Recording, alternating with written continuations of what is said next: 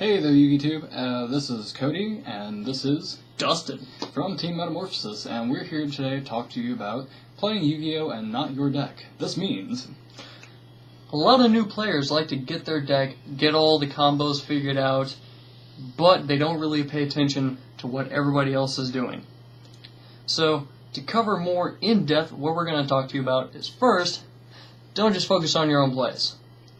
I don't care if you can make 6 fucking exceeds in one turn, okay? Doesn't matter whenever you can't play the cards because your opponent has skill drain on board. a prime example of that would be like, oh, I'm an Evil Swarm player. I'm going to go make Ophion first turn whenever I don't even know what I'm playing against.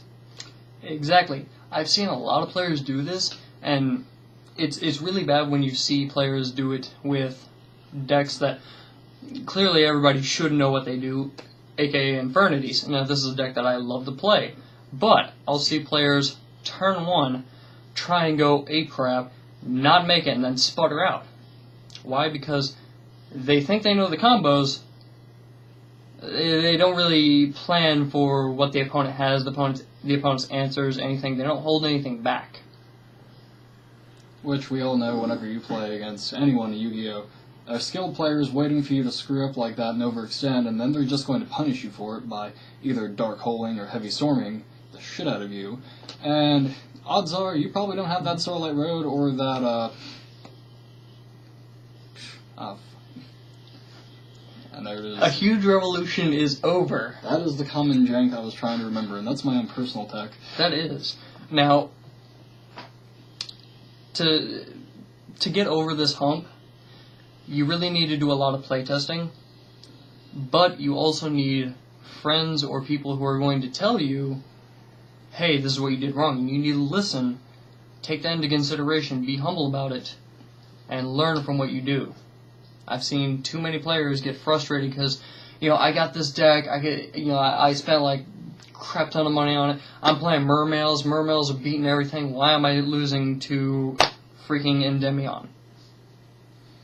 And, that's all about, you know how to play your deck. Sure, why not? But are you ready to face an opponent that actually can fight back? You can fishbowl all day and still not get anything done. And that moves on to the next topic. Do pay attention to what your opponent is doing. If the odds are you have 50-50 chance of, going second.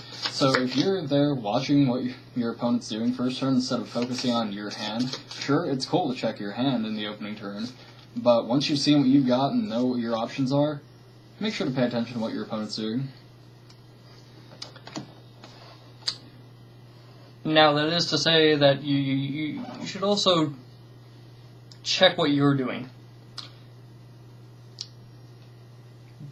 Yeah. Okay, so, checking your hand, that's good. Checking your face downs, that's good. But don't be too overzealous about it. You lose track of what everything else is going on.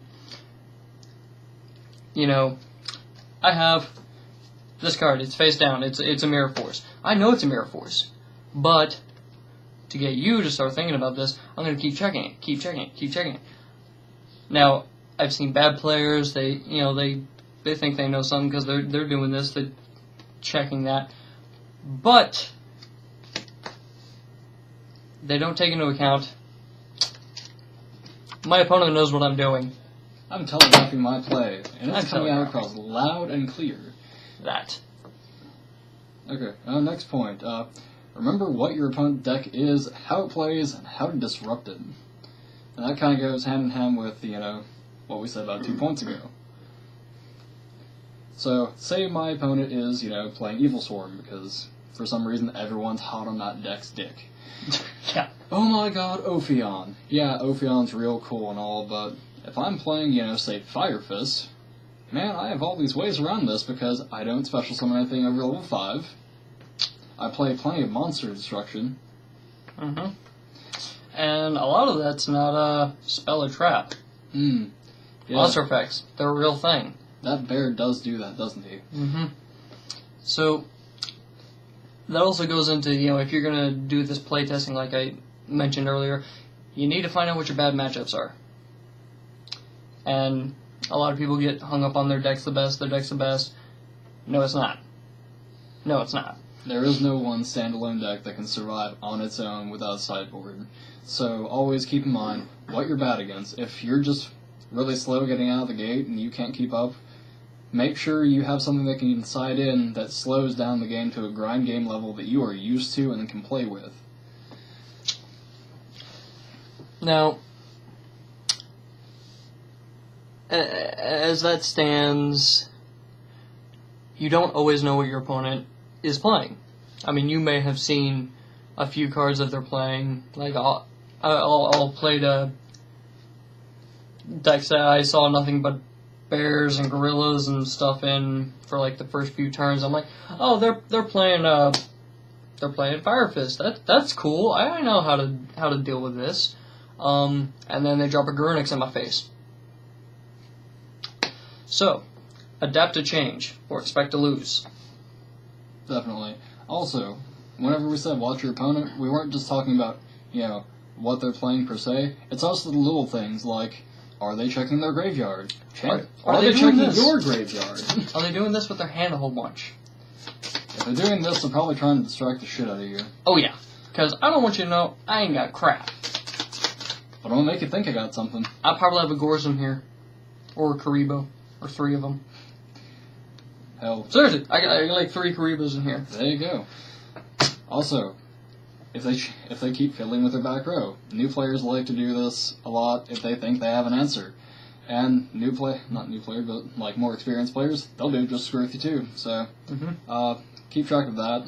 Like if they only do it at certain points of the game, odds are they have an answer for something. True story. Now, in conjunction with that, if your opponent hasn't dropped Gores on you, and you've been swinging and whittling them away for the past couple turns, chances are they don't have the Gores. Don't be faked out by that.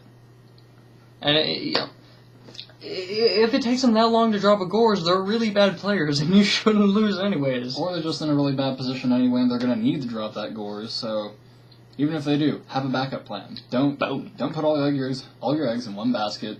If you commit fully to the field and you don't prepare for a Gores on that final push, odds are they have Gores, usually.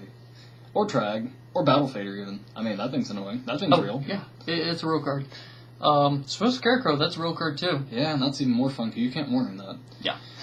Let's see. Don't get distracted or frustrated. I've seen a lot of new players get really ticked off whenever their play doesn't go the way they want it to go, or their opponent is hand shuffling the crap like every 5 seconds, or just non-stop throughout the entire course of the game, or, oh, how many cards in hand? How many cards in grave? How many cards in deck?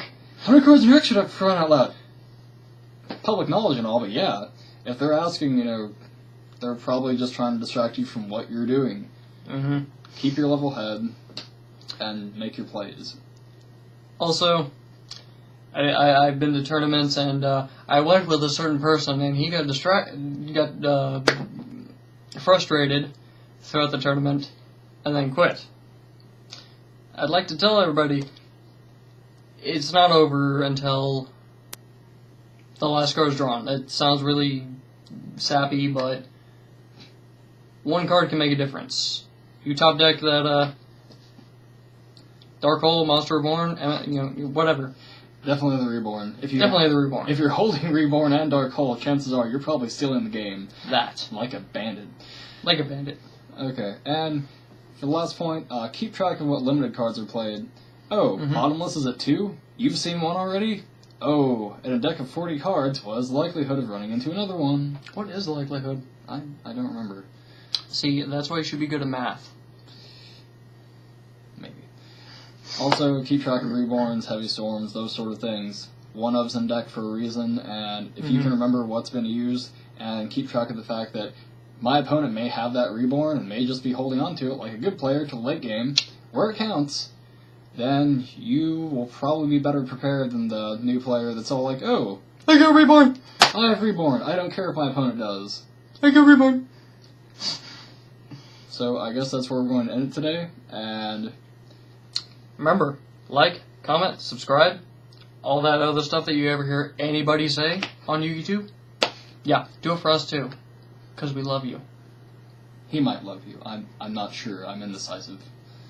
Ho.